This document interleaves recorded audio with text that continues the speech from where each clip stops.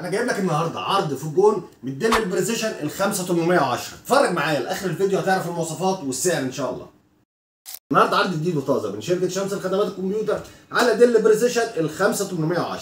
الديل بريسيشن 5810 البروسيسور ال 1620 الفي 3 الكاش 10 ميجا 4 كور، والبروسيسور ده يا جماعه بيعادل في الانتل الكور اي 7 الجيل السابع والجيل الثامن كمان.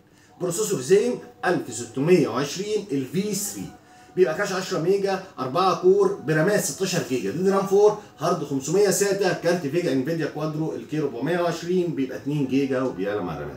طبعا جهاز حديث رامات ودي رام 4 جهاز بيشغل برامج كويس وبيشغل العاب كويس لان الجيجا هرتز بتاعت البروسيسور 3.5 وبيعلى طبعا الميكس بتاعه. تعالوا بقى نبص على الجهاز من جوه ونشوف شكله عامل ازاي.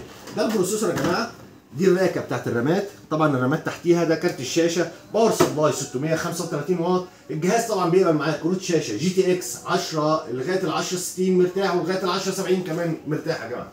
وبنتكلم في كارت الشاشه برده لو انت حبيت تزود كارت الشاشه للالعاب، يعني انت بتتكلم في كروت شاشه ار تي اكس، الفئه بتاعت الار تي اكس كلها، الفئه بتاعت الجي تي اكس كلها تركب على الجهاز مرتاح لو انت غاوي جيمنج.